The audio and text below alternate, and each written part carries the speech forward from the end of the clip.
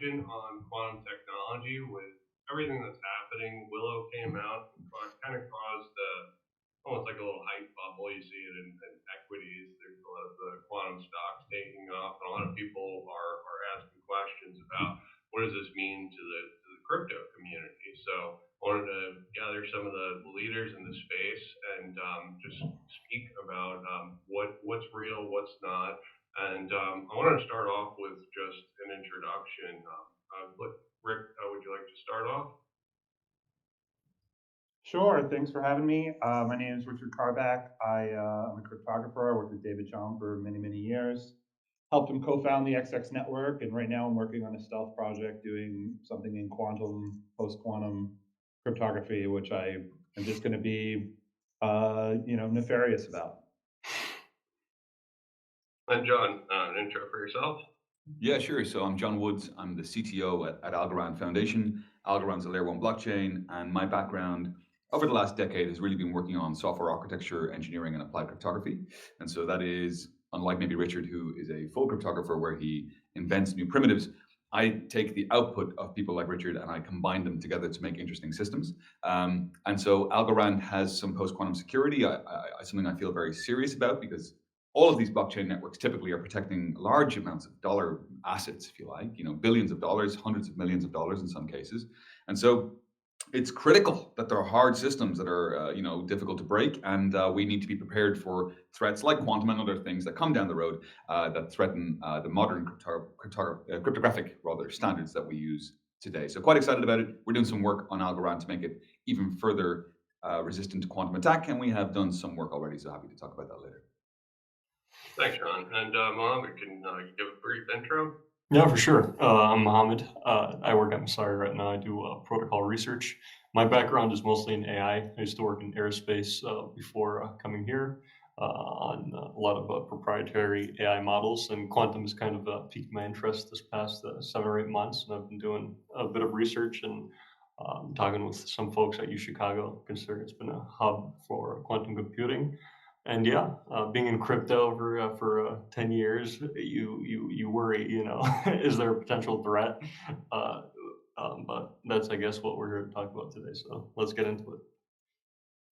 Yeah, so I'm wondering if it's almost overblown the quantum hype. It's like there's so much resources that are needed for the hardware to take place. It needs temperatures below 0 degrees. You need almost like a film, like an MRI for the data because it's more than ones and zeros. So do you think this is a little bit overblown, Rick, or do you think this is more You're, reality? you're describing the state of the world maybe 10 years ago. You've got photonics projects. I think Riken just released one, which had error rates similar to Willow, with what they call as a 1,000 qubit equivalent. And yeah, most of the superconducting projects do need below freezing, very cold refrigeration. But that's not outside the realm of possibility for a government or even, a large university. Precisely. And so just to follow on that, I would just say the threats here are not some script kiddie idiot, in his mom's bedroom, working on a home computer, trying to drain Bitcoin accounts. This for me is in the initial phase, it will be nation state actors. It'll be as Rick just said, governments and indeed potentially well-funded agencies. But that's still a very real threat. And so it'll be a long time before we have these things as GPU-like cards that we can insert into a general purpose computer in order to speed up certain algorithms. But I think that might come in 100 years, something like that. Yeah, I think following up on Richard's mention of photonics, it's important to consider that, reaching near zero Kelvin is a very difficult task. And if you could switch to a alternate qubit mechanism, such as photonic qubits, you would have an accelerated growth of the potential of, what we're seeing with quantum. Now, just photonic qubits, the difference here is they don't need to be cooled to the absolute zeros or near absolute zeros. You can't really reach absolute zero, but very close to absolute zero. So yeah, photonic qubits are something we should all be looking out for. I just want to touch base on the error rate, right? That's the significant news with Willow, as well as Riken. I encourage people to look that up. That's 100x improvement. They went from 99.9, right, and they added more nines to that, which is incredible. And what that does to the actual mechanism of how these algorithms need to be implemented is it significantly reduces the number of physical qubits you need to implement these gates. So I think people get confused with qubits. They think, oh, it's like the bit size of my computer. My computer is like 128 or 64 bit, but that's not really the analogy you should be drawing. The number of qubits is more closely to the number of transistors Mhm. on a computer. So we're going to see a Moore's law like exponential scale up eventually. It's just a matter of they got to get that error rate down to a factor where it matters, and now they're in striking distance of that. And then you're going to see the qubit density essentially explode once they figure out how to do that. And maybe let's just take a step back for a second, because clearly your guests, and lovely to meet you, you guys are very knowledgeable. I can tell already. This is probably the best panel I've ever been on quantum. Usually the people have no idea. These guys know what they're talking about. So this is interesting. But maybe let's take a step back for your listeners and maybe frame what we're talking about a bit when we talk about error rates and all that kind of stuff. Normal computers like your MacBook, your iPhone, your Android phone, your Windows PC, they process data as ones and zeros. I mean, and why is that? I mean, typically, I think it probably came from the fact that, as Richard just said, they use transistors, right? And transistors use voltages, and voltages are 5 volts for a 1, or kind of 0 volts or close to it for a 0, right? And so that's why computers, they talk and think in ones and zeros, because they use voltages to represent data. And so, what is a qubit then? What is a quantum computer, and how is that different to the general purpose computer I'm used to carrying in my pocket or on my wrist? And so the answer is, at a very high level, without getting too sophisticated, a quantum computer is a type of machine that harnesses quantum physics, in a nutshell, in order to do a handful of calculations extremely exponentially faster than normal computers. Okay. Now, it's not everything. It's not going to make Doom have more frames per second. It's not going to make your web browsing experience smoother. This is about certain algorithms. They tend to be factoring large semi-primes, factoring numbers, or indeed searching, as the guys are well aware, searching through unsorted data sets. We have a handful of quantum algorithms, and quantum computers just run them, but those algorithms can be applied to destroy many security systems that we rely upon today. We can jump into that in a minute. And the last thing I would just like to say, I said earlier, a bit is a 1 or a 0, a 5 volt or kind of a close to a 0 volt. A qubit is like a bit, except for it's kind of a 1 and a 0 at the same time. And of course, how can that be? And the answer is you have some blend of probability. So it's either like 50% probable of 1, 50% probability of a 0 at the same time, or maybe 70-30 or 90-10. But the whole idea here is that these algorithms I spoke about before, which break modern cryptography and security, they can exploit this notion that data is in this state of like not very sure, floating around in this, we call it a superposition, in order to exponentially speed up certain attacks. And so that, just to frame it for folks who maybe are coming to this completely fresh, this is a type of computer with a very specific application, but one that's going to stick a knife inside things like Bitcoin, etc. Okay. Yeah, and if you want to think of it in a simplified manner too, consider two potential mazes. One is a traditional computer and one is a quantum computer. When you're trying to get to the end with a traditional computer, you're going in through the maze and you're tracing your way back through every potential outcome. Quantum computer, having the zero, the nature of being able to be at 0 and 1 at the same time, goes through that maze in a fashion to which it think of it this way. It could split in a way that it doesn't have to go and retrace back through the maze to know what the potential next step is.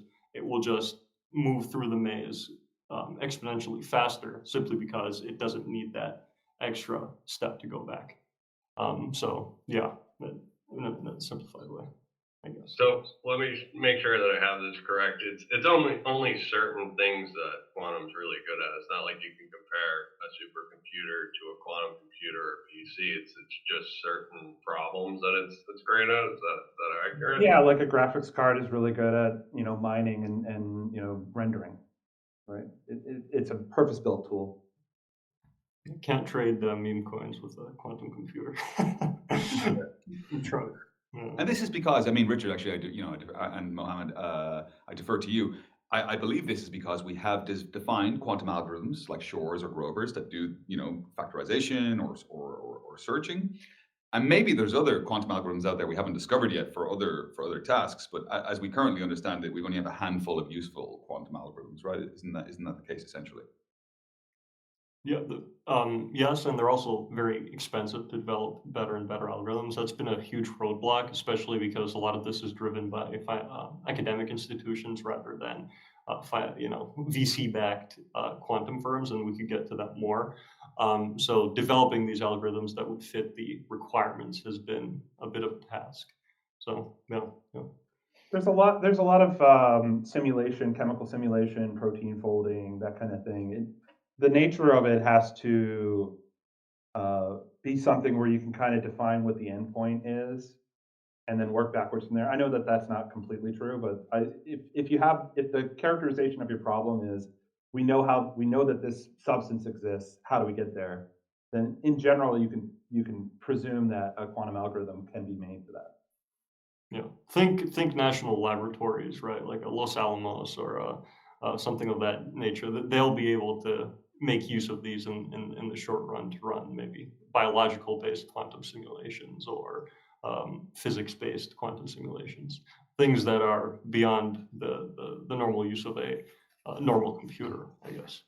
Right. And maybe, Darren, maybe another thing we could maybe move to now is, well, this all sounds great, but why haven't we built this thing yet? And so, maybe I'll hand over to the guys as well to discuss, the difference between a logical qubit and a physical qubit. And I think this is something that people maybe don't really follow along with. As Richard said a little while ago, the number of qubits, talking about a quantum computer, is really a lot more like the processing power, a lot more like the transistor count, right? It's like the sophistication of the CPU, if you like, in a way. And so the thing is, things like Willow, they may be 1,000 qubits, but in reality, those 1,000 physical qubits may only come together to form a functional, error-free, logical qubit that can do some interesting work. And so we need not thousands of physical qubits, but thousands of logical qubits in order to really attack some of the modern cryptography that we enjoy today. Guys, do you want to maybe talk about that a little bit from your experience? Yeah, let me hit you with a factoid that I think scares people, which is the D-Wave Advantage 2 has 7,800 physical qubits. You only need, if they were perfect qubits, 1,673 to break pretty much all cryptocurrency. Right? Now, it turns out, because of the error rate of the D-Wave, it needs roughly 5 million or so qubits for that to actually make that physical qubits to make that work. But as these error rates come down, they significantly draw that down. I think if we're believing the Google Willow stuff, which I think we should, we're talking a few 100,000 now from 5 million. That's a huge drop, which I Right. don't think people fully understand, because they're like, oh, it's only 105 qubits. It's like, no, they got the error rate working, and they have this claim, which really just changed my mind on all of this. I'm on record saying, oh, it's still like 10 years on the optimistic side, 15, 20 most likely, right? No, no. Once they get this error rate going, and Willow specifically makes this claim in a couple of publications, and I really want to investigate it more, which is as we added qubits, the error rate went down. Right. If that's true, like the game is over. You're talking, potentially 2-3 years out. Totally agree. And so this is the exciting thing. So the real innovation, as the guys have already said with Willow, is just simply that normally it's like a Jenga tower. The more of these things you add, the more qubits you add, the more wobbly it gets, and it falls over. It undergoes decoherence. It doesn't stay in its magic quantum state doing its magic thing. Whereas what Willow basically said is, hey, the more of this stuff we add, the more stable it gets, man. And so that's a profound thing to say. And I also have had no time with Willow other than the press releases, of course, but. If that is true, as Richard just said, that is a profound thing, because it means if they can scale out what they've got, it scales out stably, and it scales out in a way that they can build quantum computers with teeth, as I kind of like to say, i.e. things that can do useful work. So interesting. Well, so what do decentralized communities need to do? It sounds like this is closer than most people are thinking. What do a lot of the communities need to do in order to protect themselves from the threat. Maybe I can start just working at Algorand and having previously worked on Cardano professionally and prior to that Ethereum. Essentially, you can carve these blockchains, crudely up into the ledger piece, the network piece, and the consensus piece. And there's bits of cryptography sprinkled here and there across most of these chains. But you got to kind of look at it under those guises and then say, well, what do I need to change in order to kind of make this thing quantum secure? And so for Algorand, just as an example, and I think it's pretty applicable across the board, you need to secure the ledger history because that's being using regular cryptography, right? Some blockchains have a secure ledger already. Hedera uses SHA-384, which is strongish, 128-bit strong in the context of a quantum computer, assuming kind of a rooting or cube rooting of the bit strength with Grovers. Then you got to look at the accounts, right? So from Bitcoin to Monero to Algorand to whatever, Cardano, they all use elliptic curves. They use standard elliptic curves defined over finite fields in order to digitally sign transactions. And like a quantum computer will shred those things. Like it'll solve 256-bit elliptic curve cryptography, not in 2 to the 256 steps, but in 256 steps. So that's rather than like quadrillion steps, it's like a couple of hundred steps, and that's very scary. Richard, do you want to maybe add to that? Yeah, to clarify, there's always this question of how fast they'll be able to break them, because certain protocols would be secure if it's good for longer than an hour or two, and that's true. It's likely, given the physical constraints, it's like nanosecond level for them to cycle these qubits, and when you run, and that works out to be like a microsecond to 100 microseconds per gate. When you like map that out, like the fastest you're talking is a few hours at best. More likely you're talking 8 to 16 hours in that time frame. So there's going to be some time in terms of, well, we can run this protocol, and as long as like the quantum computer is not fast enough to keep up, then we're still safe. And that is true for things like, oh, I want to like do a Bitcoin transaction, and remember, Bitcoin is now almost all paid to public key hash, right? So as long as all of my unspent transaction outputs are brand new hashes that have never been used, where the public key has been exposed, then I'm safe. So right? you're saying there with Bitcoin as an example, and this is a question for you. If you create a fresh account offline, right? You get the receive address, you send your Bitcoin fully to that, all your Bitcoin, and you never spend from that account. You essentially never reveal the public key, so there's no target for the quantum computer. Is that fair to say? Yeah, so there's some level of protection there, but I would argue that when you get quantum computers, they're also going to have you're playing this game where my transaction's going to get through the transaction pool faster than the quantum computer can get there. And I would argue, no, the quantum computer potentially has an advantage on the hashing, not a significant advantage. Hashes are still like considered post-quantum, but it's better than traditional. So maybe they can make that guess faster, and maybe they can rewrite the chain going back a day, in which case that protection isn't really there. Right. And so, here's what I would like to say for this.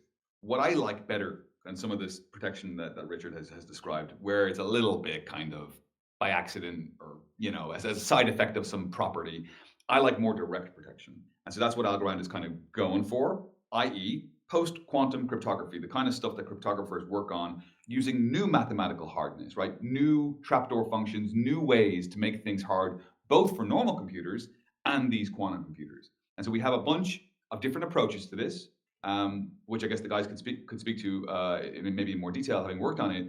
But Algorand is using Falcon. And so Falcon is a type of lattice-based signature, and it uses the hardness of many dimensional lattices in order to make a system that's hard for regular computers and quantum computers. And so as an example, Algorand has secured the history of the ledger with these signatures. Every 256 rounds, we kind of sign the ledger to say, hey, this is cryptographically good with this post-quantum signature. But we still have vulnerabilities. And so we're vulnerable on the accounts. So Algorand uses normal elliptic curves in the accounts, and they are vulnerable. Okay, we have to upgrade them to a post-quantum scheme. And also, Algorand talks a lot about its consensus, giving instant finality. And so that is true. But Algorand's VRF that allows this consensus mechanism is itself built on elliptic curves. And so it too needs to be upgraded to be a post-quantum VRF. And so this is the type of work that we're looking to do today.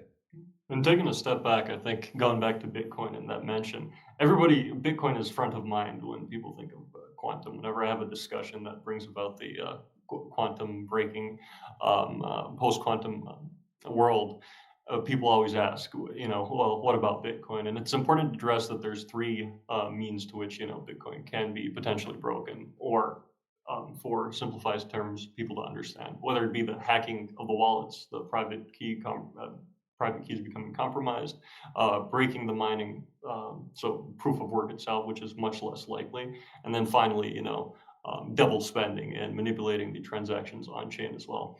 And throwing this back to you guys, you know, on the point of Bitcoin, how do we switch the trajectory here? Because if anyone's going to hack anything, I don't think I mean, not hack, break, I guess. It's probably going to be Bitcoin, but the chances of that even happening are probably very unlikely.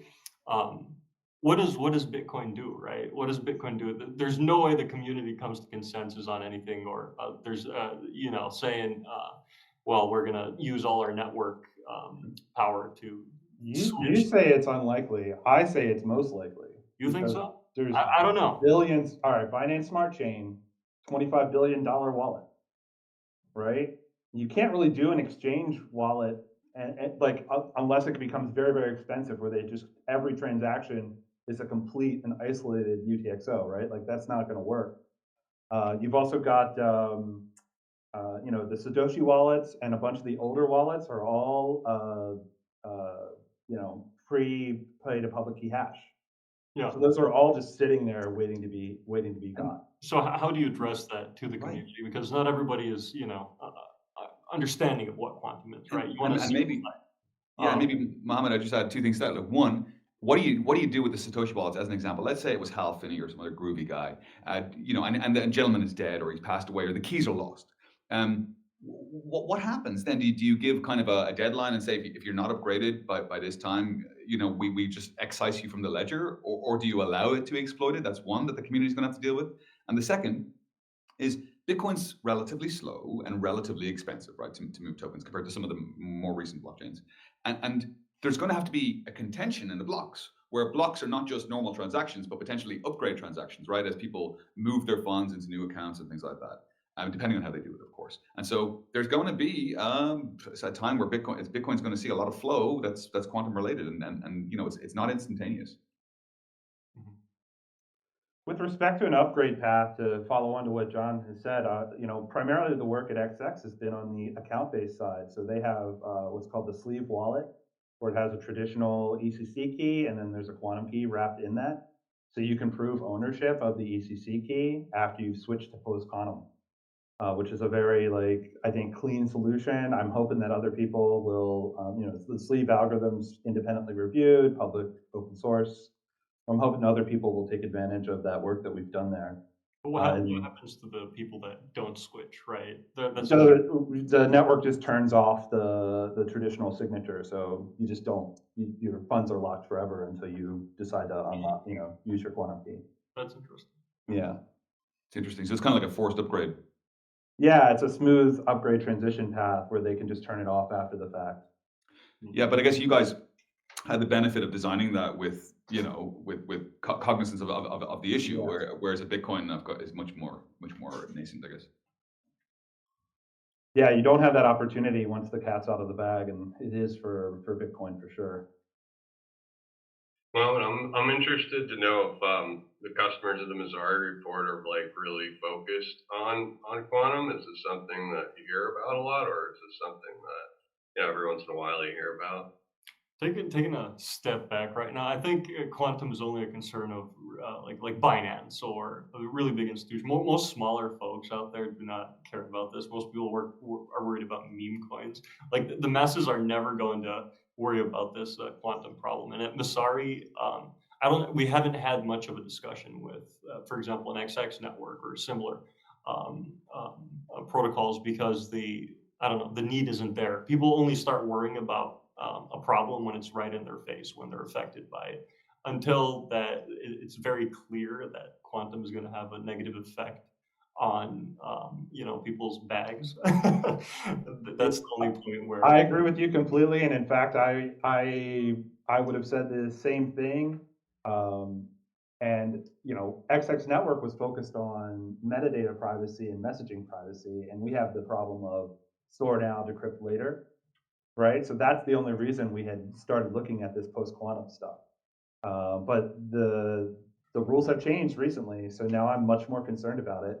And also, I would argue to the small guys, like, look, if major wallets start getting hacked, if the Binance or other major exchange keys, and the money just gets taken from those, right? What's going to happen to the market? Those coins that Market you died. hold, you There's hold, you market. hold 100, you hold like 5 Ethereum, right? What's it worth right now? What happens when a major Ethereum hack takes that? I don't know. I have it written down somewhere. $184 billion Ethereum address. There's one single address holding $184 billion of Ethereum. But all the Think value about that. just disappear. I mean, there wouldn't be value in Ethereum. There wouldn't be value in Bitcoin. If it gets Right. broken once, it gets broken across the entire spectrum. Right, but and that's why this is not for me, working at an L1 about protecting any particular individual or the Algorand treasury or whatever. It's about protecting the value, the hundreds of millions or billions of dollars of value that is TVL on chain, right? So that's what we'll care about. And looking at this from a different perspective here, we're looking from a very specialized. Hey, we're in crypto. This is a problem for us, but we're the least of concern. If you can break traditional cryptography, I mean, the whole world is screwed. It's a nuclear level kind of equivalent of a problem, and that's why the U.S., China, and potentially Russia will be in this next race, a quantum race. And whoever wins reigns supreme. Or you'll have two people winning at the same time, it will be at a standstill. Similar with nuclear weapons. If one party had the nuclear weapons, Hiroshima, but then as soon as other parties have them, then it gets, more Right. standoffish. And so for me, what you see with Google's Willow is like what you see with Google Maps. When it first came out, you could go on the Street View, and I personally was like, wow, that's incredible. I couldn't believe that it was possible to kind of go anywhere and just look on the street. But can you imagine what the military have? They have that in real time, right? I mean, and so I suspect what we see with Willow is, of course, fantastic engineering. But who knows what's in some Israeli or US or Russian or Chinese, government lab. And this is, like the guys have just said, it's bigger than, say, $2 trillion of Bitcoin or $3 trillion or whatever it is. No, This is exactly. like, yeah, it's global. This is supremacy for military secrets, etc. I mean, now symmetric cryptography is not just smashed open by these things, but government agencies and government level actors will want access to this compute power. The NIST competition, in hindsight, has turned out to potentially have been very well timed, and there were some games played there. There's a whole scandal. Daniel G. Bernstein has a write-up, and there's a lot of bad blood between a bunch of people involved in that process. And I think part of that's because they kind of did it on an accelerated timeline than what I would have expected. I would have expected it to take 10 or 20 years, and I think they got the whole thing done in closer to 4 or 5 for the first set. And that doesn't give me high confidence in, like, there's sort of 3 major algorithm types. There's the classical, like, hash-based signatures, the old school stuff from the 80s. There's the I forget the name of the linear algebra version of that, which is all patented.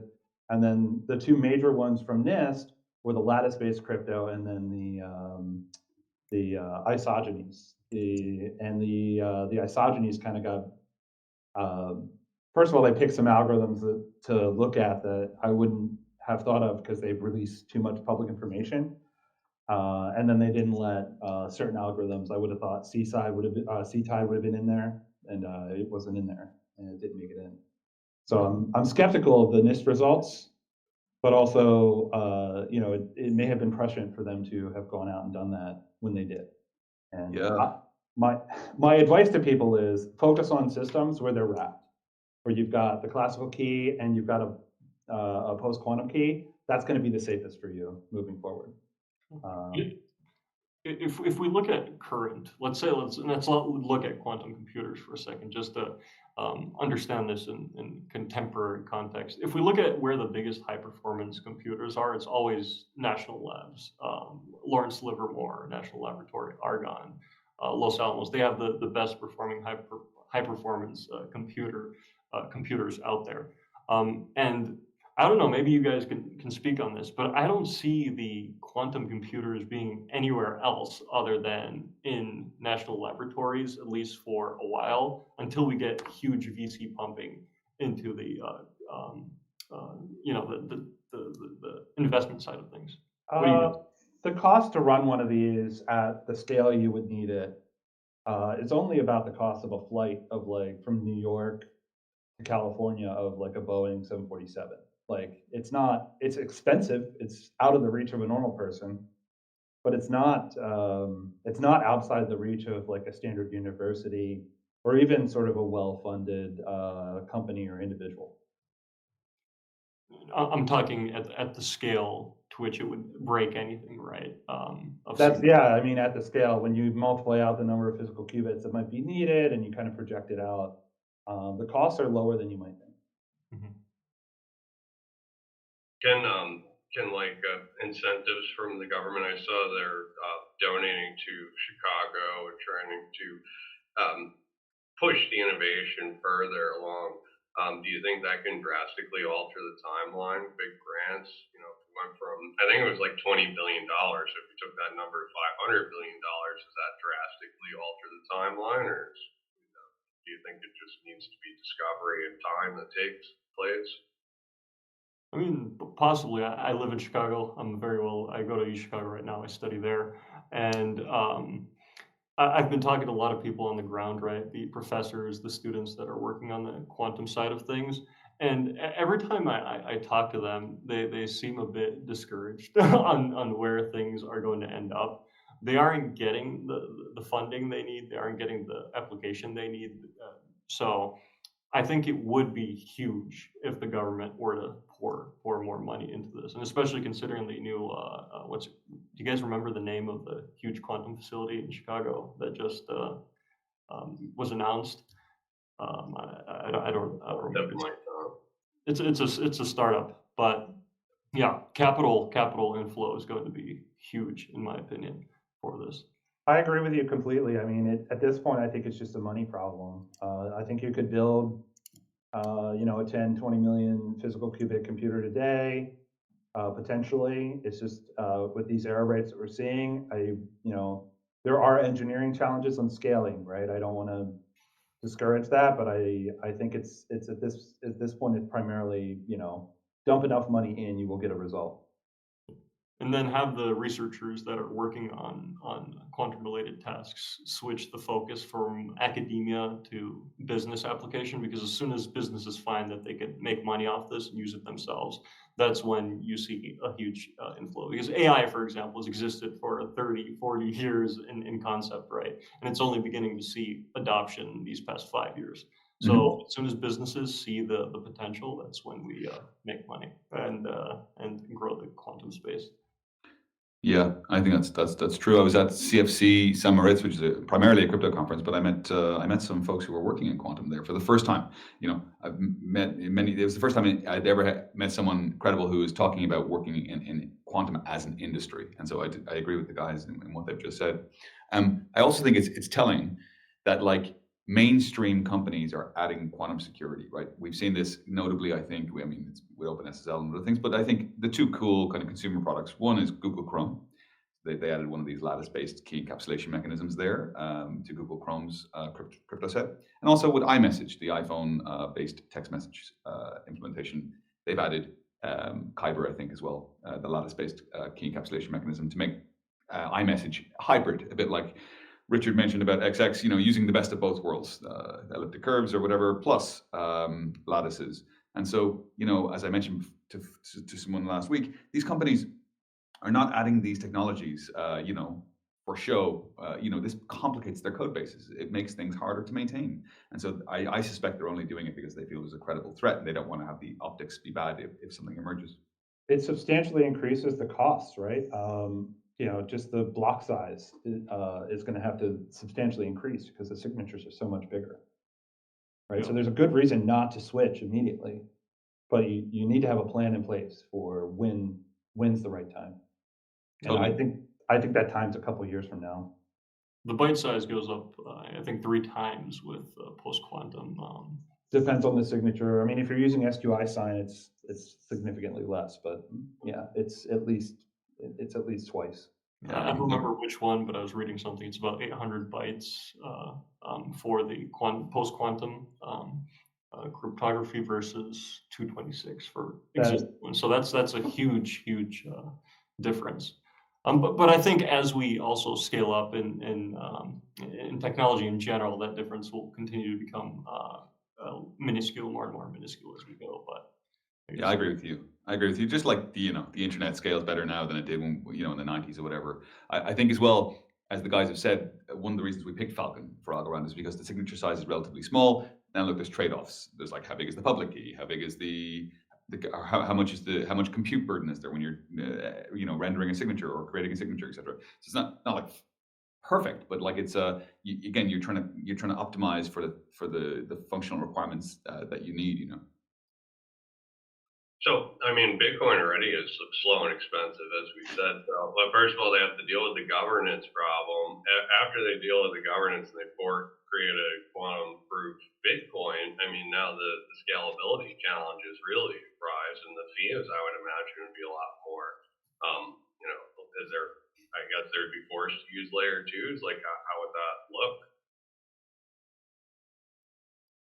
Yeah, I don't really know how they're going to pull it off. I know that the guys have two different views, but like, I do think I was around, using Bitcoin when the Bitcoin Cash thing happened. I remember Segwit. I remember all that kind of stuff. And it took forever because it is quite decentralized, and there's a small team maintaining it. And by the way, as you know, as we can all attest, this stuff is really hard. This is like specialist engineering. It's not like you can be a killer engineer, a AAA person, and still not be able to implement this post-quantum stuff. This is the intersection of mathematics, cryptography, applied crypto, distributed systems. It's tough. And so this is a non-trivial lift for the Bitcoin team. I think they'll make it easier with op hash and opcat, but that remains to be seen. I think that the likely path for them is a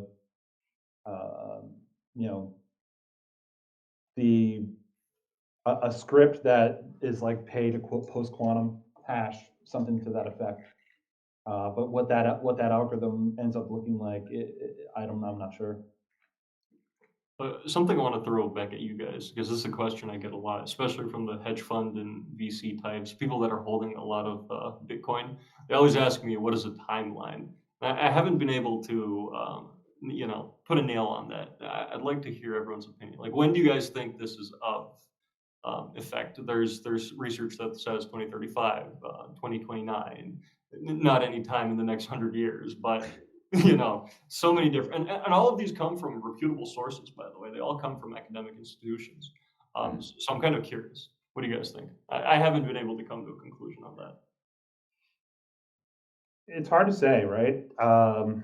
I would say your plan needs to be 2-3 years out at this point, like 2027.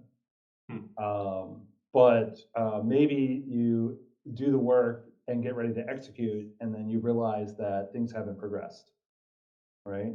But we're at that exponential growth curve right now, but we don't know where on that line we are. Is where my attitude is on it. So also no conclusion on that. Like I've always been trying to. If you're into risk, it's like 2 years. 2 years. If you're worried about it, and you have money on the line, then yeah, you should be ready to go and probably have done it already in 2 years, is what I would say. I've been saying, up until a year ago, the answer to that I kind of parroted was 10, 15 years. I kept, and that never changed. It was always 10, 15 years as the years went by. Now, if you ask me, and I'm pulling this out of the air, just my gut instinct on it. I don't know, of course, but I would say 5 to 7, and I suspect 5 is more likely. And I agree with Richard. I actually talked with Lehman Bird personally about this at CFC. We sat and had some dinner. We were talking about post-quantum around both Algorand and Hedera and other networks. And we were kind of thinking, how long would the lift be? Like, I mean, if you're starting from scratch, okay, and unlike maybe XX or Algorand, you've done nothing in this, and it's kind of just something fresh. The lead time is 2 to 3 years. By the time you get the implementation, even if it is an API or whatever, or a binding that you use, you still have to test the hell out of it, go through testnet phases, beta net phases. It's a huge lift. And so So I would say, worst case, I would say 5 years would be my guess. I think 5 to 7 before we have some serious shit that makes people a bit actually scared rather than just going, ooh, that's a nice technical demo. And I would say if your blockchain doesn't have any quantum, it needs to be like something you're looking at this year for the, So how about you mentioned earlier GPU, right? GPU size quantum. How far away from that? Because if we look at it from a government, right, or a big tech firm, they probably aren't going to do much hacking of in crypto, right? But Mhm. let's No, say, you just need one board engineer over a weekend. What are you talking about? Of course. well, that same board engineer, I mean, someone at a nuclear facility is going to send nuclear launch codes. I mean, you have to have a series of No, we have tons of examples. Like, what about the Ross Ulbricht coins that got stolen? Like, that was an FBI guy. You think some board guy is like, you think, first of all, you think that like all the NSA guys work 24/7? No, they don't. But like they can go into the office on the weekend and spin up the quantum computer, which is already running probably, already costing $20,000 a day, and just use it for the weekend. No one's gonna know. Like I don't know. like what kind of monitoring do you think that the government really has in place on it or something like that? I can't tell if Like you're being that's a ridiculous sarcastic. statement. I'm sorry. I don't mean to get all on top of you about it, but like, yeah, I just like think about like how these things actually work in practice. Like Edward Snowden was able to walk out with tons of secrets, right? I don't know, Like man. it I took thought a you while before they figured out what was going on. You think were, you think I the thought guy that like breaks Satoshi's wallet in the 8 hours over the weekend and then disappears to like St. Kitts is like going to get caught right away? I don't think so. I don't know, man. I thought you were being sarcastic when you first started. No, I'm ranting. Like Line like of speech. yeah. I don't think an individual engineer at a government organization would be able to do much on that front. But I mean, we could all be proven wrong. But My, I've my, agreed to everything with you up until this point. I don't think that's. I don't know. What Mohammed, do you my, think, John? yeah, Mohammed, my guess, mate, will be that, and in my only frame of reference here, because I don't work in the military intelligence or whatever industry, I is the have movie. Have you? Okay, okay. for Um, 15 years. oh, really? Okay, well then I'll go with you on that one then. I But mean, I've no, I also do worked agree. in aerospace and defense, and Okay, to just run an LLM, there's I don't know 5 levels of security that you have to get across to be able right. to, you know, get You're something. you're not wrong there, but this is a system, and I guess this is the thing that I know that other people don't. This is a system that's going to require specialist engineers and IT people, and it's not really going to have significant monitoring outside of physical access control. You're That's not going my to that's have my an point. on switch that's going to turn on a quantum computer. It's not that simple. By the time something is realized, now if you have someone that's doing it in plain sight, right? He's working on a particular problem to solve, and he sneaks something in there. Now we have a potential discussion, right? That That's could the be. problem But I'm someone describing. sneaking through the government and getting what they want, that I think that is very highly unlikely. Well, I would say Snowden, he did it in plain sight. It wasn't a matter of specifically, like a Mr. Robot kind of situation. But I would have thought though that governments who have access to, say, let's say for example, like just like fiction, right? The U.S. military has access to one of these functioning computers now. Let's just say, okay. Wouldn't they want to be really discreet with it so that they can use it in very targeted situations? yeah, In order to break certain things that are military priorities, I guess. It's what I would have thought, right? go back to World War II. I mean, most things were only known of when they were used, right? They, Right. they, they existed, the new weapons, tanks, planes, whatever. They were made, the technologies, breaking whatever the Germans used for sending Enigma, yeah. messages. That stuff existed, but nobody knew about it because if someone knew about it, they would have prepared, right? So it's kind of the same concept. I agree with you on Yeah. that front. Yeah, it's like the imitation game, right? Where they let ships be bombed because they didn't want to highlight the fact that they would have known where they were, right? So Exactly. yeah, yeah, But we'll see. I mean, if we're at the point, at that point, the same week Willow announced, Google announced Willow. There's a Xiao Huang, I believe, is the name of the quantum computer. It's a Chinese 506 qubit computer that was released in that same week on the low. Nobody knew of it, and it's on a cloud-based usage front. So if they're able to announce things like this, who knows what China has, right? Who knows what the U.S. has? It's not 506 logical, is it? I don't recall. I don't want to misquote. No, it's physical. Okay. Yeah. Yeah, John, to your point, the Imitation Game, go like watch that movie and watch how much access they had to the bomb, Yeah. unmonitored. Yeah, Just yeah, fair think enough, about fair it, enough. like Sure.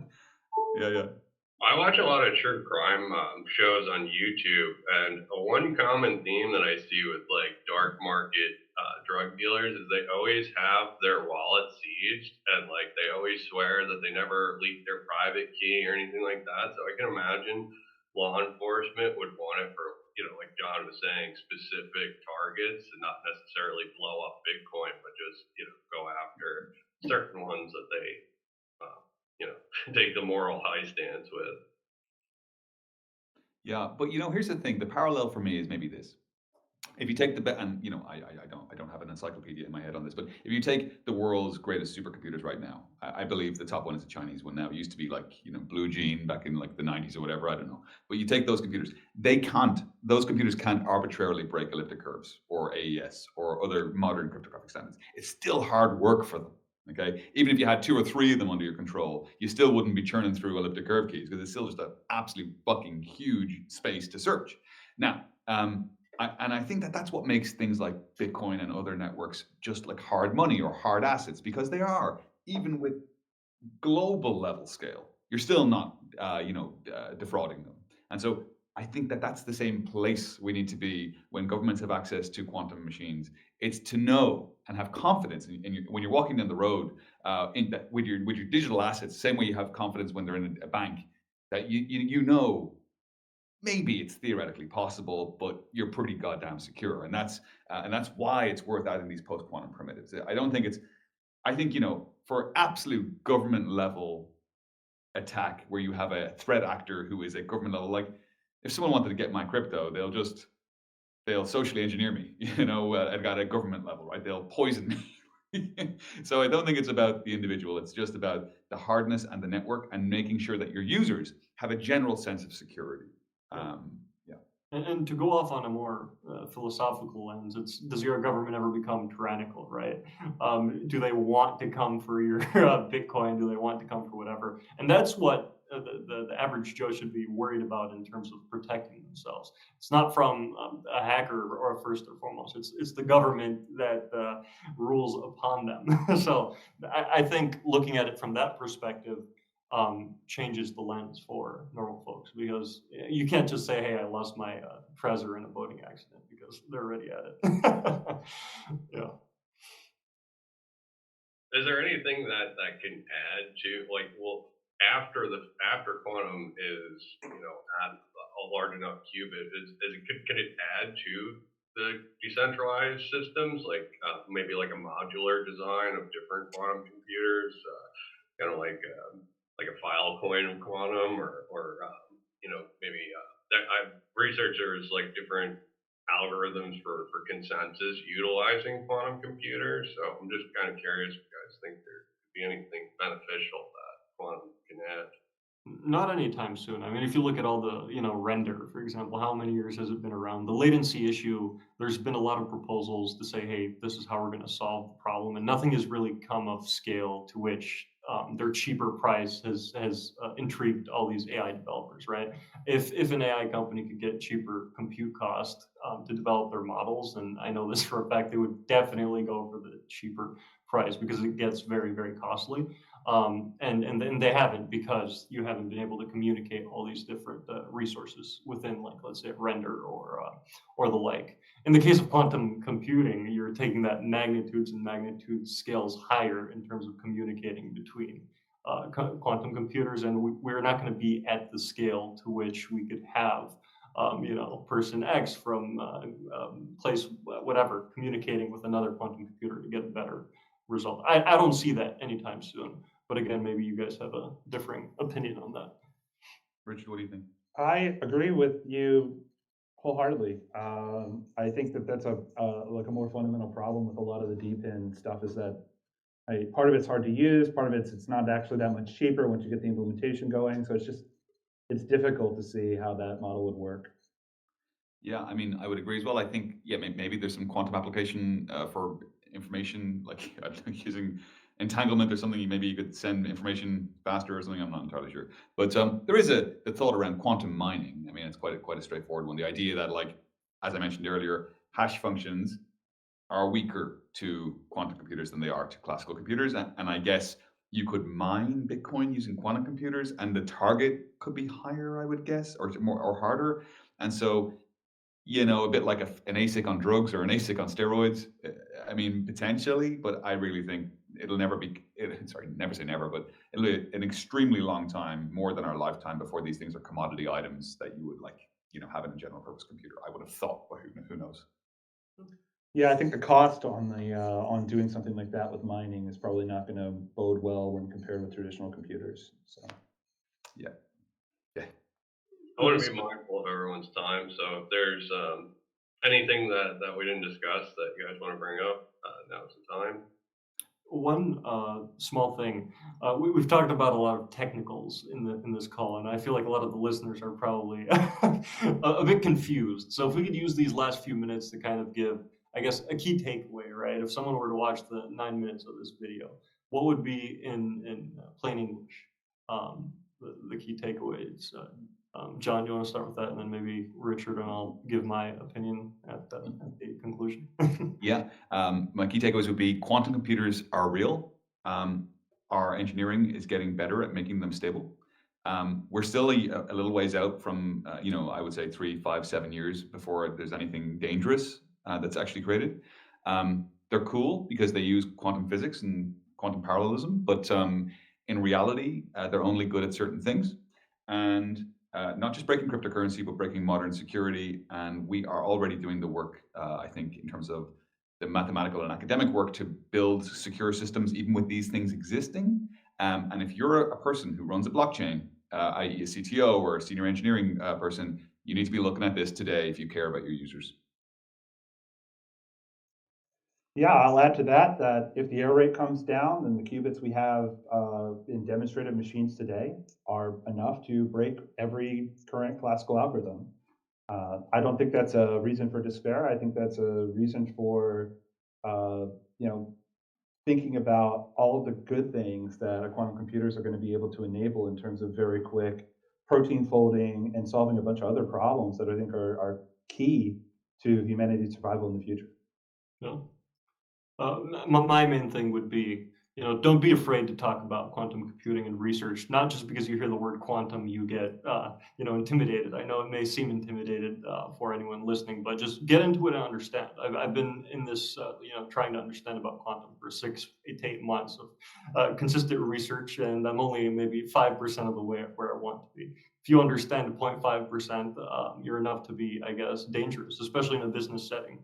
If you're a CTO, if you're on the business side, even you could have these conversations. You could bring to people the attention, right, that's needed towards the change that is coming. So yeah, just talk about quantum and get better versed in the material. Maybe just one last quick question for me for the guys, because you're both very, very knowledgeable, and it's lovely to spend time and chat with you. You remember when cryptography was kind of really coming into vogue, and Daniel J. Bernstein made curve 25519, and kind of like, and Bitcoin uses the other curve K1, and there was kind of like the NSA approved crypto, like P256/R1, and there was like the Bitcoin and cypherpunk crypto, like the curve 25519s. It feels to me like right now, the standards that we're going with, as you mentioned earlier, super singular isogeny or lattice based, have all been set by the US government. And so, do you think, I guess my question is, do you think that those NIST standards, which are very US, trust us, bro, a little bit, we like this, will be picked up and run with globally, a bit like Curve 25519? Or do you think there'll be a kind of a push by someone like a Bernstein again to inject that kind of cypherpunk version of post-quantum, which is a little bit outside of the realm of the NIST competition? I'm just interested to see what you think. I think the whole world right now is trying to head away from whatever the U.S. is doing in general. I mean, look at BRICS these past few months and many other organizations around the East, right? Everybody's going to be developing their own standards, and they're going to, use whatever the U.S. has and make it better, and completely ignore that they got it from here in the first place. So each entity being involved in quantum computing will probably have their own set of standards. Obviously, in all academic substances like this, you're taking bits and pieces, but I think it's critical for everyone to have their own standard. And just look at China, for example. China copies everything that the U.S. does, similar to the Roman Empire, right? They copied Carthaginian ships and made them better. The Chinese are copying quantum computers, fighter jets, and making them better, and they're going to copy standards and make them better. So take that and apply it across everything, really. I will add that I'm already doing it. So we're staying away from NIST at the XX network. We went with CTI, which is not a considered algorithm. It's from Daniel J. Bernstein's group. Him and a bunch of other researchers.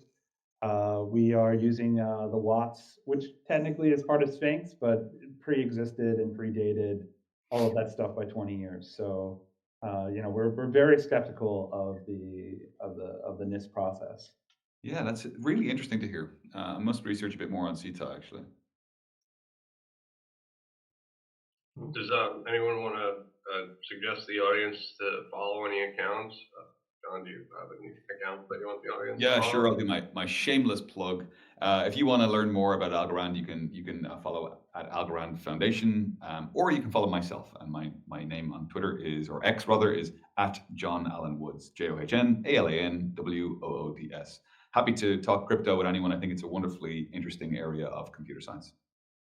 Yeah, this was like one of the easiest conversations I've ever had a host. It just literally took place, so I appreciate that. I want to thank everybody. I mean, I know I got a little bit on a little bit of a rant there. That just tends to be my personality, but I really appreciate having that respect for everybody on the call. It's a really good conversation. I did not expect it to go this way. I expected nobody to know what they were doing and me to be bored. So this was great.